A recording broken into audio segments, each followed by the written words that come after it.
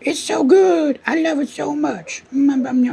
Thanks for feeding it to me, Steve. Well, you're welcome, Tiny Panda Bear. You're looking rather cute and portly today. Thank you. That's the way I like to keep my figure round and cuddly. Want to have that approachable teddy bear kind of vibe, because it helps sell more board games.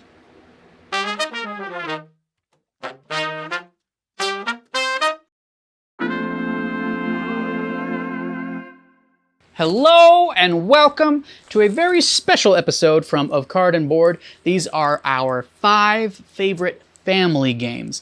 These are games that have been cautiously selected, exhausting every available means known to science to help us determine games that are easy to learn, very approachable, do not overstay their welcome at the table, and most importantly of all, are fun for board gamers and non-board gamers alike. So, in no particular order, let's dive in.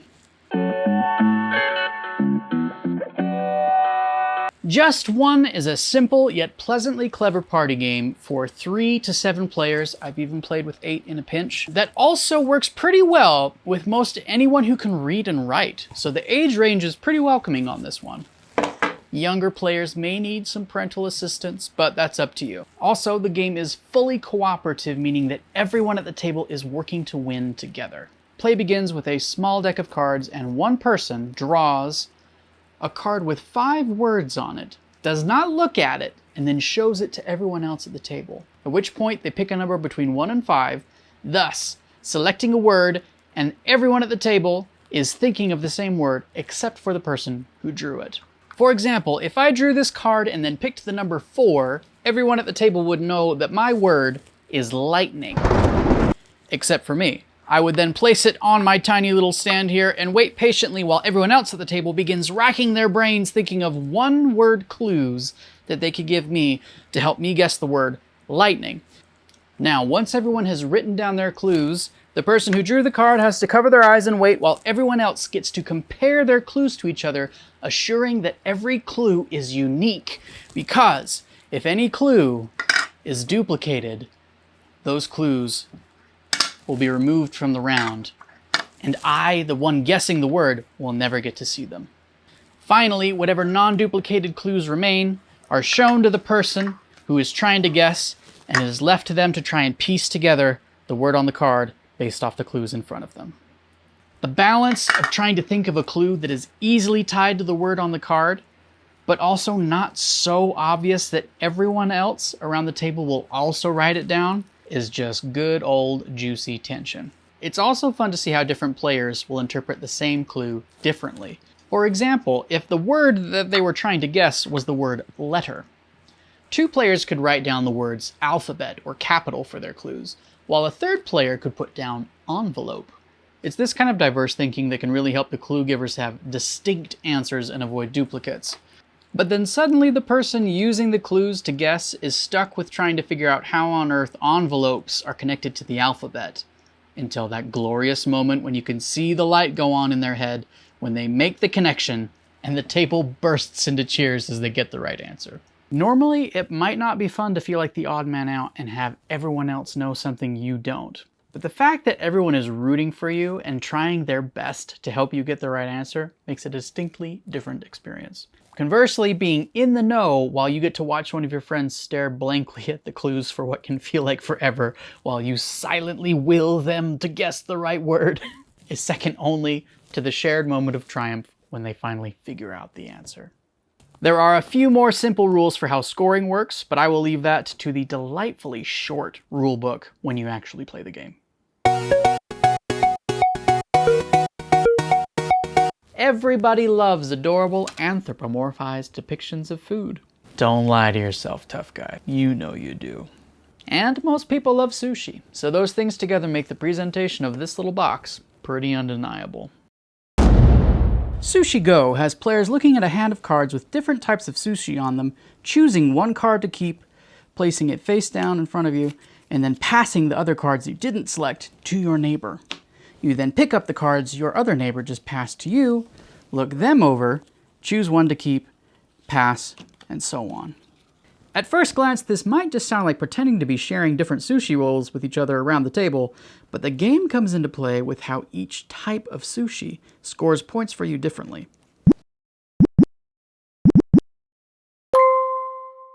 Maki rolls give 6 points to whoever ate the most of them at the end of the round, and 3 points to whoever came in second.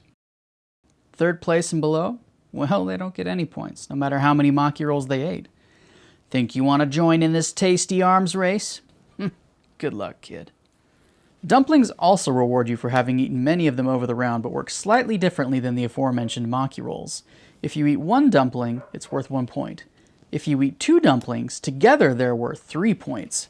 If you ate 3 dumplings, 6 points. 4 dumplings are worth 10, and 5 dumplings are worth a whopping 15 points. Tempura are worth 5 points, but only if you have 2 of them. Sashimi are worth 10, but only if you have 3. Have an incomplete set of either, and it'll score you no points.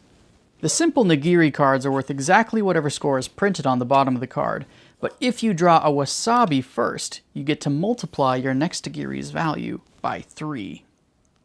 The plot thickens as when you play, you begin to realize that the person who takes the cards that you choose to pass is directly affected by what cards you choose to keep, since you see their next hand before they do, and you start to notice what sorts of cards they're trying to collect. Inversely, you may begin to harbor strong feelings for the person whose former hand of cards you receive, as you notice they keep collecting maki rolls while they hand you everything but maki rolls. The tension is diffused, however, because every time you finish one of the game's 3 rounds, you begin again by dealing out new hands of cards, but you begin by passing in the opposite direction, thus giving you power over your former aggressor, but then rendering you subject to the whims of the poor soul to whom you denied so many dumplings. At the end of 3 rounds, the person with the most points is the winner. Fun for kids and adults, games of Sushi Go last about 15 to 20 minutes. I strongly advise you not to play this game while hungry, or you may spend unwise amounts on sushi immediately after the game. You have been warned. I did that. It's one small step for man, one giant leap. The other co-op game on this list, The Crew, is what is known as a trick-taking game. Fans of the card game Hearts will find this one to be particularly homey. If you're not a fan of Hearts, however, do not worry, this game is something special.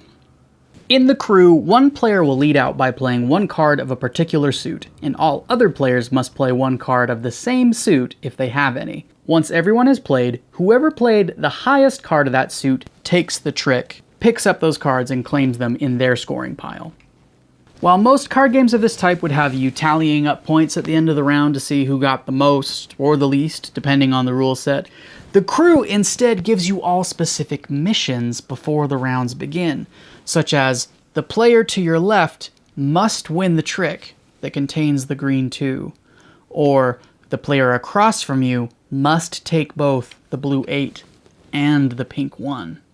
This transforms what has traditionally been a competitive genre of card game into a cooperative puzzle, with each round being more difficult than the last.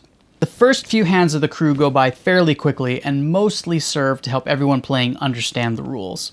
Then each round adds a new wrinkle to the game, with varied and interesting objectives, which feel different every time you play because of the different hands of cards you're dealt.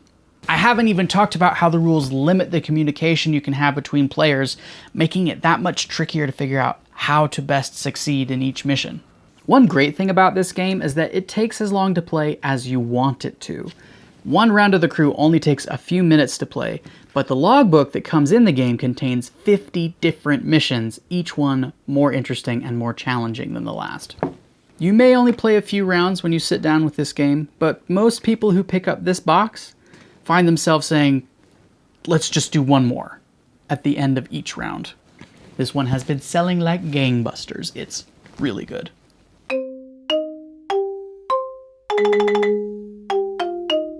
Of the many things that I don't normally do outside of board games, like exploring outer space or sending Vikings to their deaths, or hoarding wooden cubes like some sort of jealous, obese termite. Lying to people just for fun is not something I expected to enjoy so much. But holy macaroni, you guys, simple bluffing games like Coup offer a near sublime tension that can only come from staring your friends in the eyes and telling them a bold-faced lie and hoping you don't get caught. Now, before I sound any more like an amoral con artist, just know that everyone in the game will be bluffing, and it's your job to try and catch them at it if you can.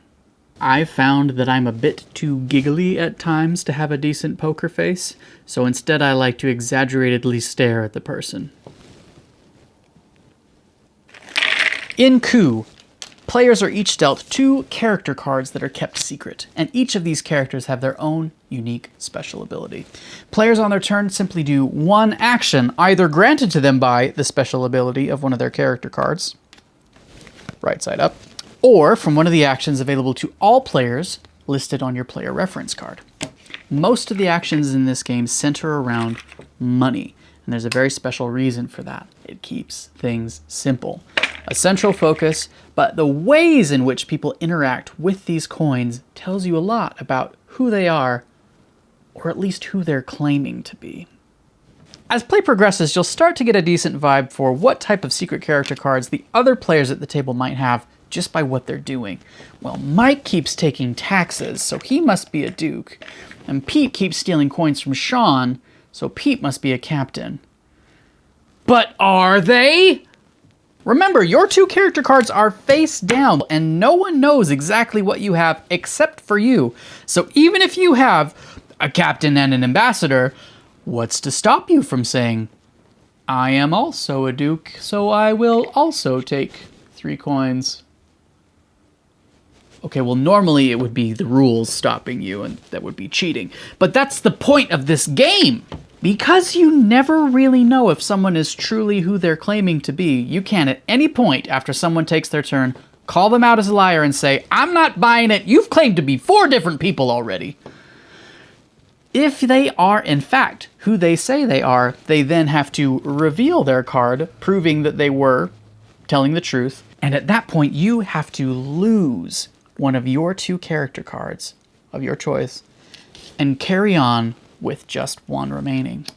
They, on the other hand, get to put the card they revealed back in the deck and draw a new card, thus maintaining the mystery of what their 2 cards are, because they were telling the truth. Conversely, if you were correct, calling them out, and they were indeed lying, they get to choose one of their cards to lose, and they have to continue with just 1 card in play. Once you lose both your cards, you're out of the game, and play continues until there's only 1 person left standing, and they're declared the winner. One of the things that helps this game move along quickly and keeps the round so short is that nearly all the actions are centered around accumulating coins. And anytime you get 7 coins together, you are then capable of launching a nuclear missile of hatred and desolation onto your opponents. That's not what the script says. Anytime you can get 7 coins together, you can pick 1 player as your action, spend your 7 coins, and force them to lose one of their cards. There is nothing they can do to stop it once you have enough coins, so this forces players at the table to keep a sharp eye out for who's getting a little too wealthy and decide what they want to do about it, and if they want to take out that rich player before they can torpedo their way to victory. The game comes with a handy and concise reference card for each of the players, making it easier to follow what's going on in the game and remember how each of the different cards work. When I first brought this game home, we sat down with the intention of playing a few rounds of it, but then about an hour and a half later, we were still laughing, still playing, and still trying so hard to catch my cousin Evan in a lie, but we just couldn't do it. It's so good, you guys. It's so good. Oops, oops, oops, oops. Ow. Cute, colorful, and with a table presence that'll make anybody walking by want to know, what are you up to? Takenoko is a family-friendly strategy game in which you take turns either growing bamboo, adding to the colorful garden board, or using the panda bear to eat delicious, delicious multicolored pieces of bamboo. Om nom nom nom nom nom nom. The tactile dopamine hit of building up the tiny wooden bamboo stalks in this game is a subtle but ever-present delight. Players will be dealt a small hand of objective cards at the beginning of the game, with objectives like feed the panda 2 pink bamboo pieces, or growing a particular amount of certain colors of bamboo. Complete an objective and earn yourself some sweet, sweet victory points. On your turn, you get 2 actions, which can be selected from your colorful little player board, and you can mark the actions that you've chosen with these equally charming wooden tokens. These actions allow you to add more tiles to the garden, run water to the further parts of the ever-expanding board, send the gardener to cause the bamboo in certain areas to grow taller, send the panda somewhere to snack on bamboo, or draw new objective cards. Each turn also begins with something unexpected as you roll the weather die. This die grants a bonus effect that happens before your turn begins, ranging from things like you choosing one place on the board where it will rain, causing one stack of bamboo to grow 1 piece taller. Or maybe you'll get to send the panda bear anywhere on the board that you like to enjoy a tasty bamboo snackadoo that you then get to add to your supply. Or maybe you just get a third action for your turn, allowing you to get more stuff done. There will be times in this game where you find yourself scheming out your next turn, but by the time play gets back to you from around the table, the other players have ruined your plans by playing entirely the wrong color of tile where you were hoping to score, or maybe they used the panda bear to eat up all the pink bamboo that you needed. You messed it up. You messed me up. The fact that objectives are kept secret from each other helps these moments of unintentional obstruction to feel less malicious and simply more circumstantial. The last round of the game is triggered when a player achieves a predetermined number of objective cards. That number is decided by how many players are in the game. Once that happens, everyone at the table has one more turn to try and scrape for any final objective cards they can, get those last couple of points, and then whoever has the most at the end is the winner. As a side note, I've never felt more eased into looking at a rulebook for a game than this one, because at first glance, it begins with a story in comic book form about how the Emperor of Japan was gifted a panda bear and everyone's fighting back panic as they decide what to do with it. I enjoy how this game offers a warm and inviting experience for people who do or don't play a lot of board games, but it still offers some really fun decisions in play. Now, fair point, this box may look a little too cute for people who are not interested in things that are for kids. Well, I can see where you're coming from. It does have ages 8 and up printed on the side, but I will say I have played this with nieces and nephews. I have played this with my friends and their children. I've played it with my friends who don't have children, and I've played it with adults who I've only recently met. This game nearly always goes over really well, and it's one of the reasons I love it. So there you have it, 5 fantastic games you can play with anybody, whether or not they play a lot of board games, or even whether or not you play a lot of board games.